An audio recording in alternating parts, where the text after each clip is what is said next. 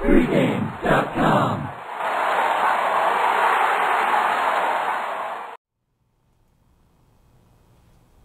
Game 5 NBA playoffs. Philadelphia travels to Chicago.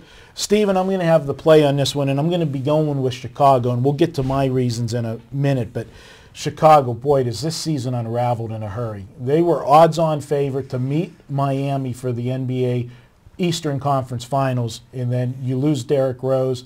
Then Noah goes out.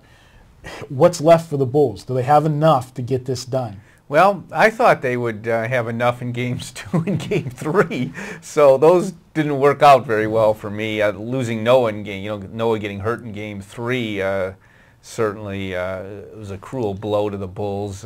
Stayed away from Sunday's Game 4, and Sixers, they manned up, and they didn't choke, and they did the job. Now they've put the Bulls in a real hole. I don't think Noah's going to play in this game, Marco. I think he could come back in Game 6. But where's the offense? I mean, you think of Noah as a defensive guy primarily, shot blocker, excellent rebounder, which he is, but he also gives them a little offense there in the pivot. They have no offense now in the pivot. So I know Chicago, should be the right side, zigzag and all that, but they're betting it up, and I ask you, where's the offense going to come from? Well, there's no question the offense has been absent.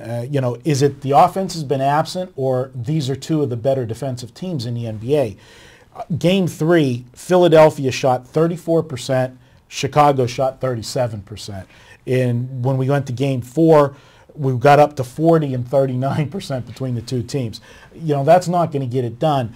But what I've looked at Chicago in this series, in the last game, it's come down to that fourth quarter is where they folded. Now, Game 3, they lost Noah in the third quarter, and he tried to come back. He come back in the game in the fourth quarter, tried to play a couple minutes, and he clearly was hobbled, couldn't go. They took him out, and I think they were struggling in that fourth quarter to find a rhythm because they weren't prepared to play without Rose and Noah.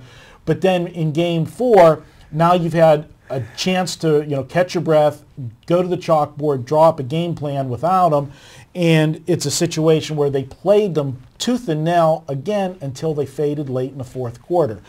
I think back at home, if they play with the same intensity that they had, that they don't give up, and like you said right before we went on air, if they can find a way to win Game 5, send this thing back to Philadelphia, and Noah is able to play in Game 6, all the pressure is going to go back on the 76ers because, you're up 3-1. Mentally, you've already put the series to bed. You think, Rose is out, Noah's out. We got this thing.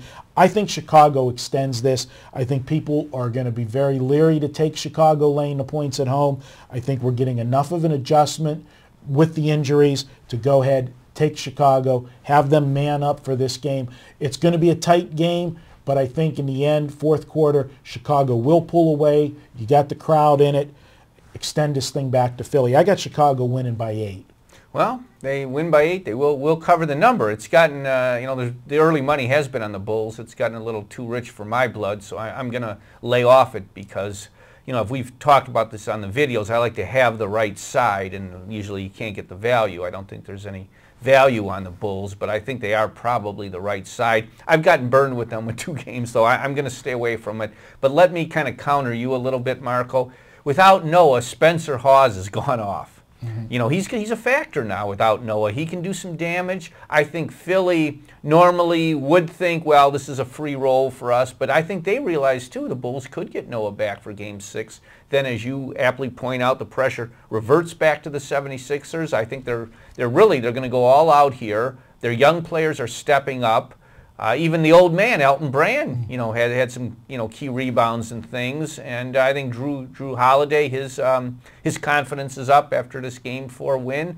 I just don't know who the Bulls, I don't trust their go-to guys. I like Luol Deng, but he's banged up. He's not 100%. I don't like Carlos Boozer. To me, he's just a good supplemental type of player. When they need him, though, to step up, when the pressure's on him, he doesn't deliver. So I think it's gotten a little too rich here, Marco, with that spread. Well, you're allowed to disagree. That's what we're here for. I'm going to go ahead and take Chicago -8. It is not my video best bet of the week. We'll have that later in the week. And we're going to be right back, Stephen. We're going to preview a game for Wednesday. We're going to look at the Knicks in Miami, see if that one gets closed out. And you can follow all of the videos all week long at pregame.tv.